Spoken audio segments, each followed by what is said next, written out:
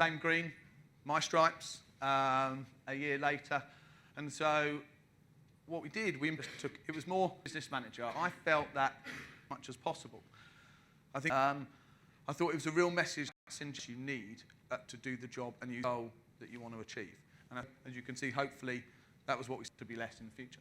I think as a technical manager in the US wrote called Sharpening the Axe down a tree, and I'll spend the first 30, the real message time, but it was make sure that gave me the inspiration to go, yeah, we're going to kind of embark on, you know, fungicides are expensive. So I just needed someone to its identity. It lost its downland identity, so that was one of the key factors that we had to start addressing. And, you know, over time that they were prioritising work on the estates and not on the golf courses, so the playing surfaces started to suffer. And also long-term funding onto the course, you know, wasn't appropriate to the size and nature of the site compared to all the other outlets. So the course suffered.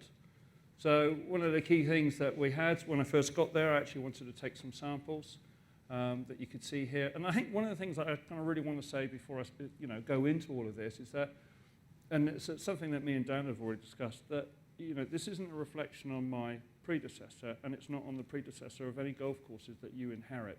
They have their own problems and own situations, their strengths and their weaknesses.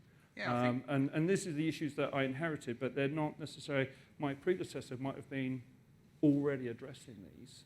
And I think it's quite keen that this is not about bashing anyone, but this is a problem that I had. We had compacted upper root zone layers, we had poor percolation, we had poor root growth, so that sort of led to a really weak plant. But I was fortunate because there was minimal thatch and minimal organic matter. So I knew that, as a starting point, actually I wanted to know what I was dealing with and actually, record this so that as we move forward, we can actually see the improvements that we've made. So as you can imagine, with weak turf, disease outbreaks were very common, which then led to, we had a lot of moss, surface black layer, and ultimately, you're left with a real crummy playing surface. So, we knew that there had to be change. We looked at implementing a nice structured aeration program to look at these compacted root zones, look at getting better percolation to help the rooting. There it comes. We had deep tining as well as shallow tining. We looked at the top dressing that we had, and we wanted to refine that and have a better medium coarse sands. Found a really good material. However, supply during the summertime was really difficult and very infrequent. So I knew that was a factor into changing from maybe summer maintenance schemes to winter aeration schemes. Both courses would tend to do about 60,000 rounds a year. Even though we're a very private club, golf was very popular, so the playing schedule during the summer was just impossible to fit stuff in. So we looked at implemented this aeration system that would go through the winter time.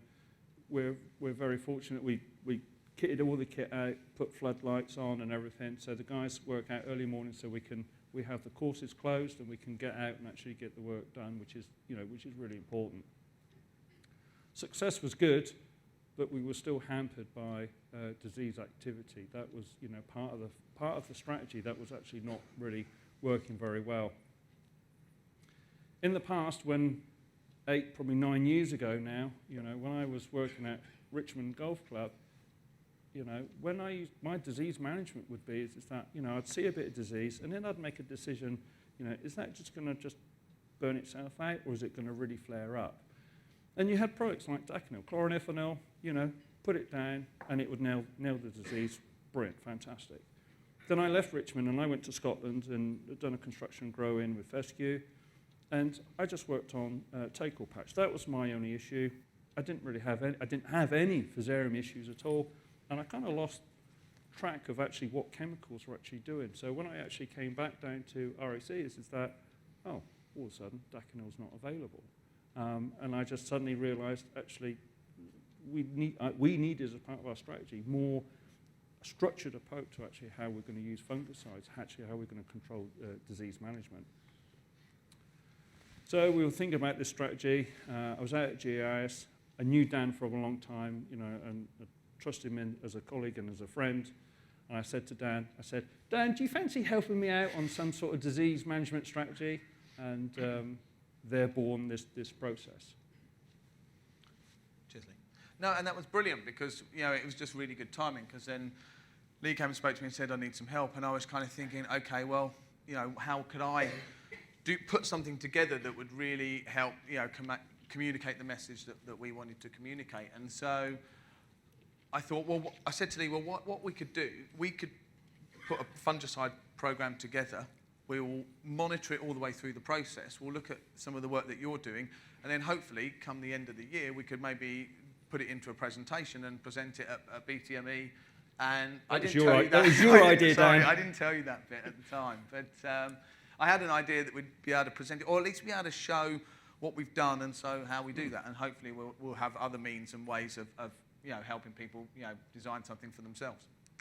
So.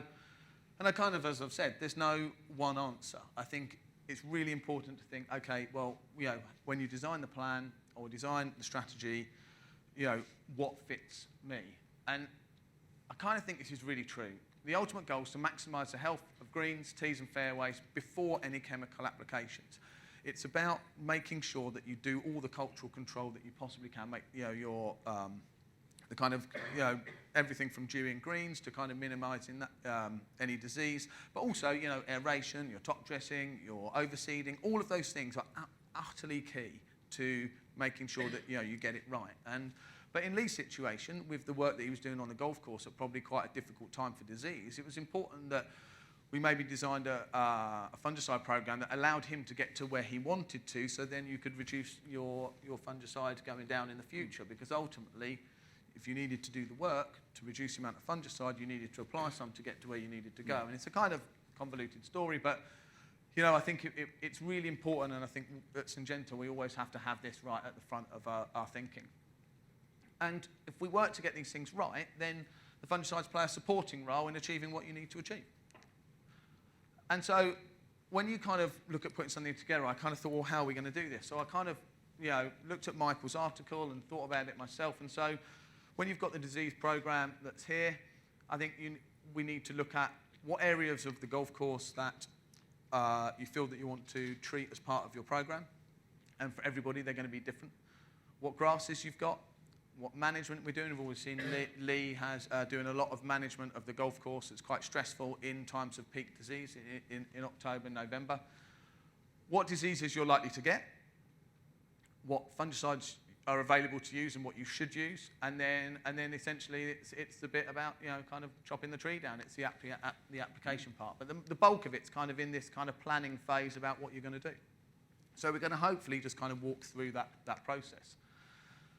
I think also, and it's something that we'll talk about at the end, is that when you look at what you're going to try and achieve, it's about planning it, doing it, and then every year reviewing it and see if you can make it better than you had it the year before. Things have changed. Hopefully you've improved the golf course or your football pitch, and so therefore you can review it at the end and then record it. So this is Bearwood Lakes, actually, where I used to work, so it's down the first. And so then the first thing to think about is what area of the golf course are you going to do? I think, you know, there's loads of opportunities, and we had a chat with Lee, but you can see here, you know, greens is probably the core part. It's the bit that most of your, you know, if they're in poor condition, will probably most affect your business. And so when you're looking at designing a fungicide program, I guess your greens are going to be the bit where you're going to target, you're going to focus first.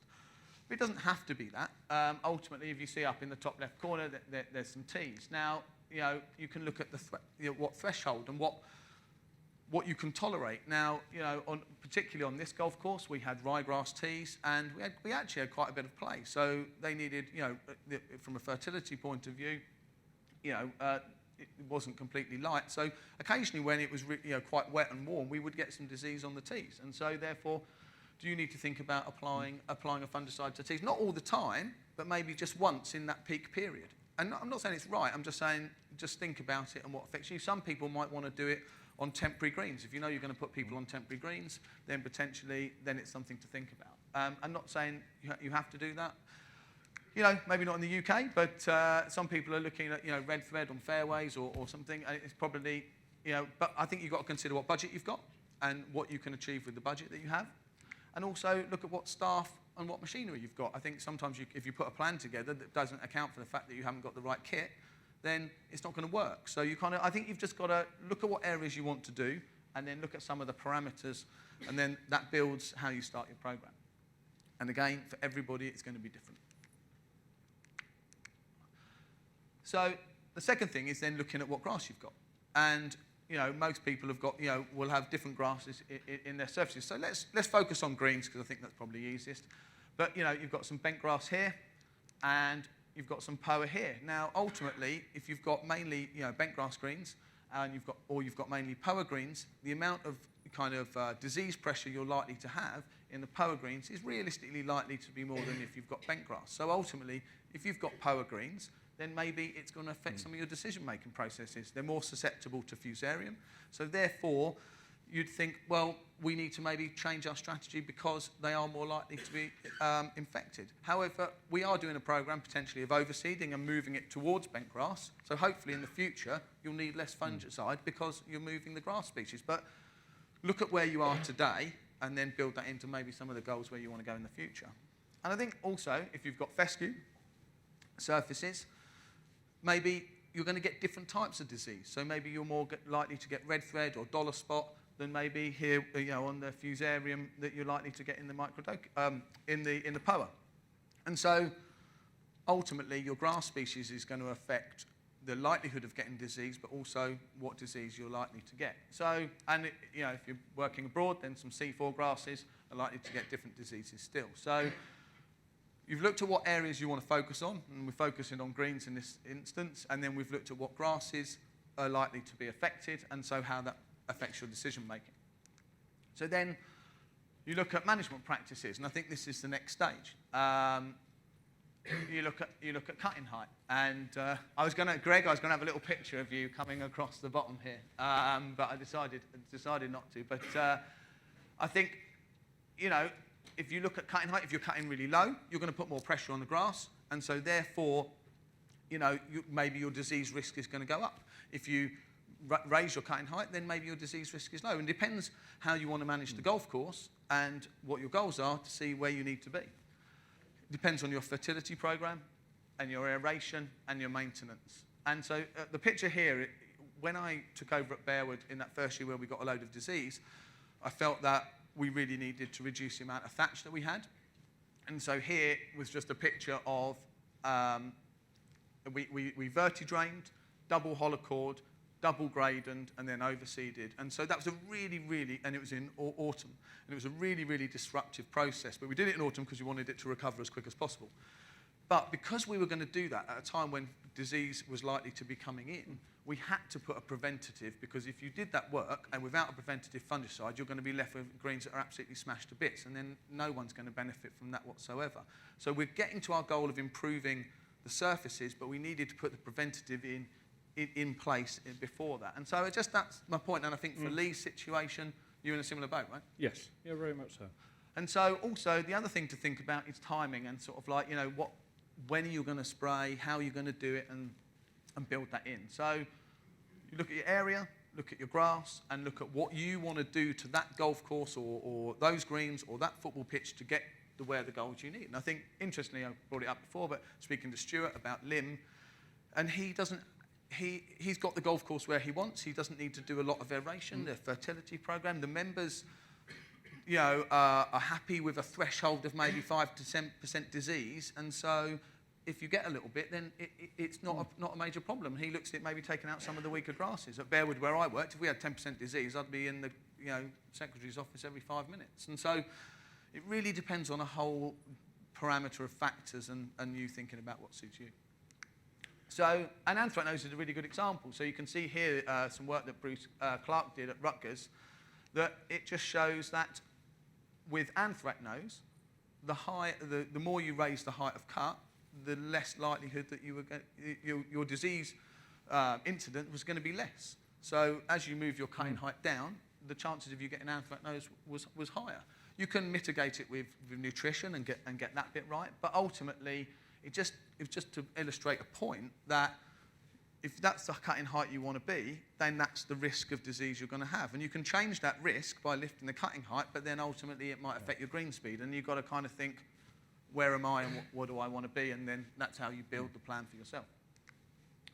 So experience says also looking at what disease you're likely to get. Now, Les, you've been at Richmond 10 years or so, maybe, 9. And so Les has got a pretty good idea of what diseases he's likely to get. And especially with microdochium, you kind of get a good understanding.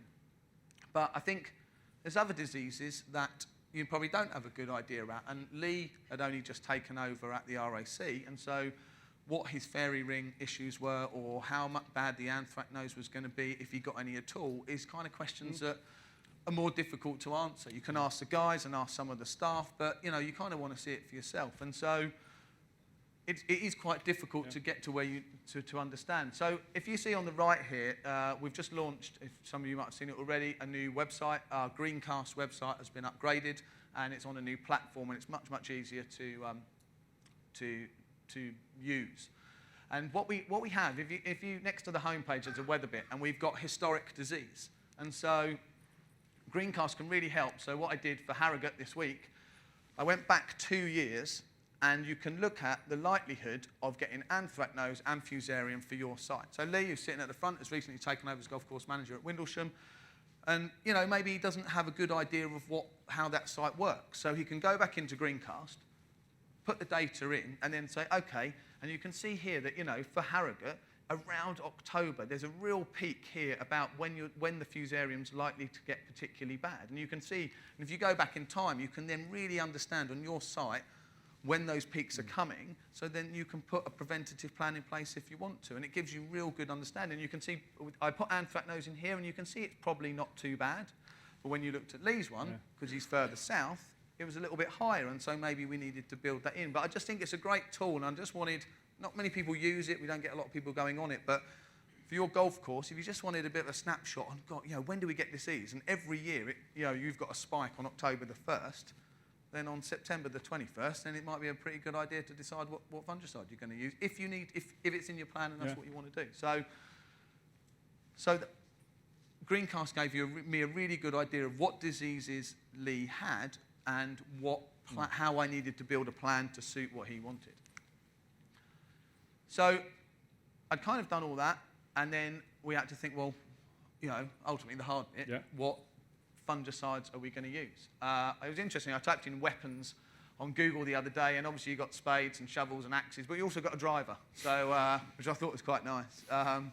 So we have to think, well, what we're going to do. And it was really difficult to think about Lee's site and to think about, he's got fairy rings, have to think about anthracnose, disease, time of year.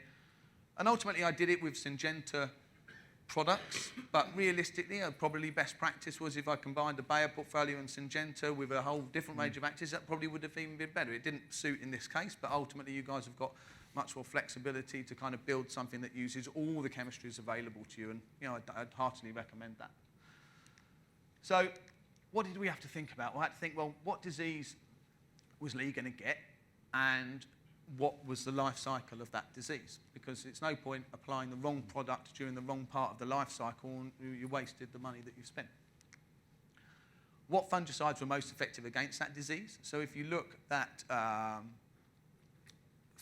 microdochium patch, there's a load of different products with loads of different modes of action that all work on fusarium. Yeah. However, I also needed to look at some of them are better than others. At different times of year, they work better. So we needed to pick the right fungicide for the right time, but also we had to think of some of the other factors that were involved in it. What stage is the disease at? In the program, we always plan for like a preventative approach, but I kind of think maybe experience tells me that you might want to keep some product on the side that's curative, because if you get the timing wrong and the weather changes, maybe what you'd planned to do isn't what you end up doing, and so therefore you need to think about it. Yeah, and also how well the grass is growing. I think you look at something like Medallion or azoxystrobin, both of them work differently in terms of, you need to think about the plant and how fast that's growing for when you're using those products. So these are the kind of things I had to think about when I put it, and also some resistance management as well. So we had to build that in. So if you look at microdocument, this is the life cycle. And so then you have the spores germinate, they penetrate the plant, they then cause a lot of disruption inside the plant, and then what we see is this bit. So we see that the disease has come out of the plant and it's starting to damage it. You probably start to see the plant looking a bit rough around here, and you then see the damage around here. But realistically, the best time to spray it is here, before you get any damage. Ultimately, you're still going to use the same amount of product whether you spray here or you spray here, but in this situation, you're going to get really good control, and in this situation, you're not. And I get so many well, not so many, but it feels like a lot, of guys, especially with Medallion, that's a really interesting topic. So Medallion's a contact fungicide. And so when people can see the disease, is generally around here and around here. And so I get a guy phoned me up and said, I've got some disease, I've seen some disease, I've got some early signs, and so the bit that they can see is like, you know, an indicator green, and they're seeing this. So it's come out of the plant and they're seeing the active disease, and then you're seeing the spores and the mycelium on the top, and you're here. So any other disease across that area is probably around this point. So they phoned me up and they said, oh, I've got some disease, I've sprayed some Medallion. And I know what's going to happen. 2 days later, I'm going to get another phone call that says, it just hasn't worked. You'll never guess what. I've sprayed the Medallion and it's got worse. And I'm like, and this is when it's a really difficult conversation with the course manager. You say, well, how do I tell them that you've sprayed the wrong product? You know, it's not the product that's not worked. The chemistry is really reliable and it does the job. What I've got to tell him is, well, you've made a mistake.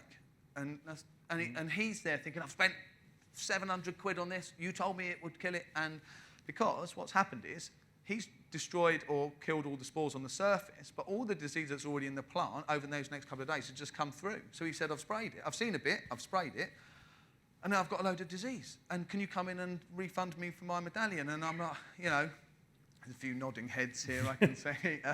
And so it's about understanding the life cycle of the disease and then the right product to spray at the right time to deal with it. A Medallion, it kills all the spores. So the best time to do that is here. The problem is you can't see that.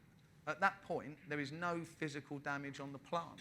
So therefore, you think, greens are clean, all good, fine, I'm okay, I don't need to spray a fungicide. But it's about mitigating the risk. If you know that you're going to do a load of aeration and you're coming into a really, you know, into October when normally that you'd get a load of disease, you're going to have to think about it. And so these are some of the things I think are important. Don't look at this too much. What I wanted to point out is any of you, if you go onto the FRAC website, I think it's just FRAC. If you type in FRAC, fungicide resistance, you'll get this, and this is a 2016 version. So these are all the fungicides that are available to us globally.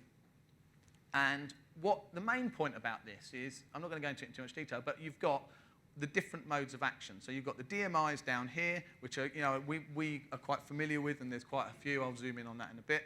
You've got multi-site action here, so there's I can't see it from here, but I think that's chlorothalonil that's on there. So you've got a different mode of action here. And if any of you have been on the new Bayer, or been on the Bayer stand, Bayer have launched a new SDHI. So the SDHIs are, Syngenta have some, which are coming through. And Bayer have done a great job in getting their one to the market, and they're up here. And so if you zoom in on this bit here, on the DMIs, what you can see is the mode of action is the same, but you've got some of our products. So you'll have difenoconazole, tebuconazole, propiconazole. So although if you feel like you're changing your products and you're rotating your actives, you're not actually rotating your mode of action, or the mode of action is still the same. So I just think it's really important for people to kind of think about both things. It can get a bit complicated at times, but there's loads of people to help you. Syngenta work with some fantastic distributors. Sheriff's here this morning, or this afternoon. And you can phone them up and say, look, can you just help me through this process? Because not everyone's an expert in everything. I think as a golf course manager, you've got to try and be brilliant, a jack of all trades. Next minute you're digging out an irrigation sprinkler, or or sitting in front of a greens committee. So there are people to help you, but ultimately just think about the mode of action, the life cycle of the disease, and then pairing them up to make sure that they're right. And then Greencast, I know I'll come back to it, but it's just such a brilliant tool. It's got the forecasting on so you know when stuff's coming. It's got every disease that we have in the UK and further with information about its life cycle and how you deal with it. And it's got, you know, product materials, application advice, you know, videos, technical updates from myself. Just to, you know, it's got a load of resources on there. So if you need the info, then go on it. So that was kind of the theory, you know. And so then when I was driving down to Leeds, it was like, well, we're going to have to put it in practice. So Lee decided that he wanted to focus on his greens, correct? Yep. Yeah, so nothing else. It was just, Dan, I want to focus on the greens. And generally the greens are Power Annual with bent grass, natural soil push up with some modified, 5 modified greens in there. So we're mainly dealing with Power, but there's some bent grass, and I think these, obviously as the greens improve, then hopefully the bent grass population improves. But, you know, one of the key factors is, I guess, it's fairly heavy disruption on the golf course in the peak times. So this was going to have an effect on how I designed it. So what I did was, obviously, Mark did it, he was here, and as I was driving down, I said, Mark, can you just go onto Greencast and just send me, you know, kind of a spec of Lee's golf course for the last 5 years. This is obviously 2015, but we had it all the way back. And so I could kind of sit down with Lee and work out a plan. And I kind of put the stuff in. So here you can just put the address, you know, put the area. So this is for Epsom, and I kind of really Anthracnose and Fusarium were the two kind of ones that I wanted to look at. So you can see here now there's a spike in the Anthracnose, so instead of at Harrogate, so a kind of, and Lee said he thought it was going to be a bit of an issue, so we factored that in. We factored in some fairy ring control, but the main bit, and I think really the most important, is this bit here. At, you know, kind of, where are we? Early October, there is normally a massive spike in disease pressure. And also, it coincided with Lee doing a load of aeration work. And so, the risk of getting disease was really, really high at this point. So we really needed to be belt and braces in this part here. And, you know, but hopefully as the greens improve, he needs to do less maintenance, we need to apply less fungicide, and we get to the end goal that we were after. So this is the product, this is what I designed for Lee the first time. And I know probably a lot of you are thinking, bloody hell, what a ridiculous amount of fungicide. But Lee's said to me, I want a belt and braces approach. I'm going to go really hard and aggressive at the maintenance. And then with a goal of we've got to reduce the amount of fungicides we're using and reduce the amount of disease we're getting. So there's 2 applications of azoxystrobin here. And you can see I put the FRAC class here, so we look at rotate in the modes of action as well as the AIs. So it's kind of started around here where we put 2 azoxystrobins in mixed with a wetting agent to deal with any fairy ring. 2 applications, 14 days apart. But this kind of gave me a real headache because the problem was that it's best practice for resistance management not to have 3 azoxystrobins back to back. And really, I would always say for Anthracnose, Headway here is the best choice. I think it's a fantastic fungicide and it would have been perfect. But I kind of had to make some compromises already. I thought, okay, fair enough. So I was kind of thinking about it. And one of the things is with the medallion, it knocks all the spores down and it kills all the spores.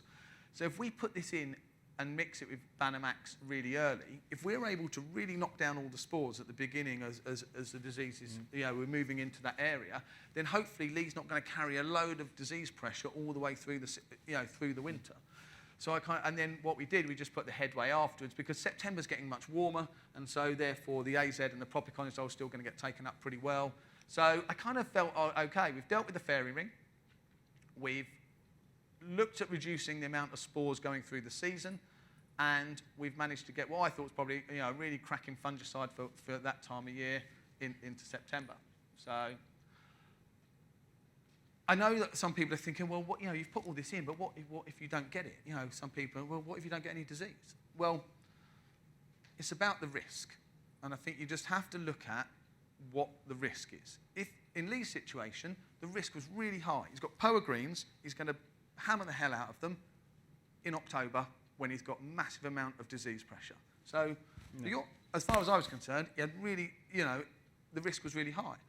If you go to see Gordon at St Andrews, when he's not going to do an excessive amount of maintenance, he's got really a climate that's probably much more conducive to, and his grass species is different, then his risk is really low. And so he's not going to do anything like this. But it's just understanding the situation, and I built this for Lee.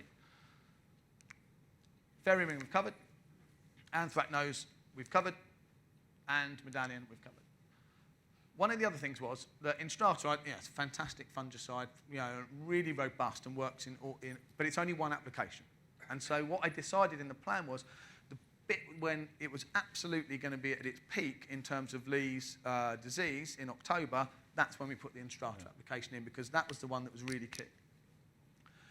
We're working, if you come to the stand, you can see that hopefully we're launching a new fungicide pretty soon, and so I had access to that, and it's a fantastic product. So what I did, I put that into the program for Lee, we built it into the trial, so we kind of had two really good working fungicides in that kind of key part for Lee. And then, as an interesting business decision, over Christmas, Lee's business, you're going to reduce the amount of staff. You have a lot of golf courses. People coming in the morning, or half the team over Christmas until New Year. So I just put it in, and the ones I put in red were like optional, take in, take out. But I said, if you're going to have reduced staff over Christmas, and you've still, the weather potentially still might be quite, it's going to be cooler, but you might need to do something, then a Medallion application there would be probably the most ideal one. But it was a kind of take it or leave it, but I put it in. And just as I said, rotate the actives and groups as best you can, and that's what I did. So I designed the program, gave him the kit, and could he execute? Find out. Right. One of the things I really wanted to do was, we've all done projects and we've all done stuff that we've started, and we get halfway through, we start seeing the results, and you sort of think, I really wish I'd taken a photograph or actually had some sort of evidence. So really what I wanted to do right from the beginning is, I wanted to have some regular testing out there.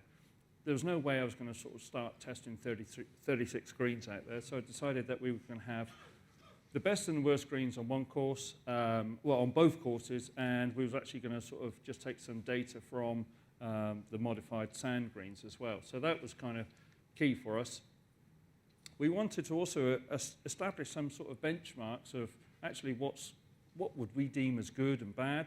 So we actually wanted some industry standards that we could actually work against to actually show where we're actually having some progress. And we wanted to track this monthly. I know the SRI tend to do this like annually. We actually wanted to see, what were our good months, what actually were our bad months, so that we could actually pull as much information in as we can and actually track, actually the health of the plant. How good is the putting surfaces are getting? And our turning point really was when we got to, after we'd done the first 12 months, we actually started looking back at the first 12 months and actually looking at that data. And we had a comparison, which was really useful for the committees to keep them on board at all the work that we were doing. And the other key thing is actually getting your staff to understand what we're doing, actually start seeing the results, so they can understand the processes that they're implementing on the course and actually the benefits that we're actually going to get. So this is the data range that we kind of used. The organic matter was just measured annually. Everything else was done monthly. And more or less, this is all industry standards that is used. And we just color-coded it because it kind of is easier on the eye. And we just put some parameters, what we felt was totally unacceptable, average, ideal, and what we deem as tournament or excessive. So we weren't measuring disease, per se. We were just measuring performance. Yeah, we would just measure, because I kind of look at it as part of the strategy is that, if the turf is healthy, the playing surface is better. It comes, as a natural thing. So we would do this. This would get produced monthly. At the end, we've got a new NDVI scanner that we're playing around with. And it's a nice focus tool to actually see, well, actually, our moisture content was really high in the 9th green. It's built on clay. We had high rainfall, but you could start explaining why we were and weren't performing. And we set this as a trend. So the committees used to see trend data just to say that, they would come in and say, oh, God, golf course is getting better. but it's actually how much better is it getting? You know, what processes are working really well and what processes aren't working as well.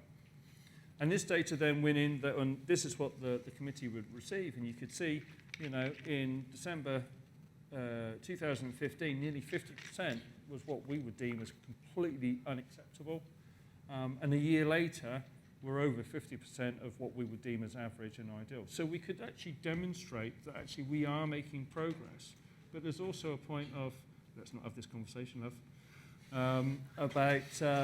about progress and actually getting the club to understand that investment and going forward is important, but when we can actually start easing back, that we don't have to be so intensive. So that was, you know, that it was about tracking our progress. Yeah, and I, you know, just quickly nipping back, I thought what was great is in the second one you started to get some stuff in best, and I think that, you know, it's just great to see that moving forward. So, as I said, it was important to kind of then review what we did. So, sat back with Lee and we said, well, has it been successful? Well, yeah, we felt that fairy ring was not an issue anymore, so we took that out. The anthracnose prevention still needs to be considered because we were having a slightly, you know, you were still working on the greens. And also the December medallion can be moved to January depending on the weather. So then looking at the next year's plan, if you can see we've reduced the amount of fungicides that we're using, which is fantastic. That was the goal. What we wanted to achieve was less fungicides, better greens. So it's, you know, less cost, better surfaces. And you know, brilliant.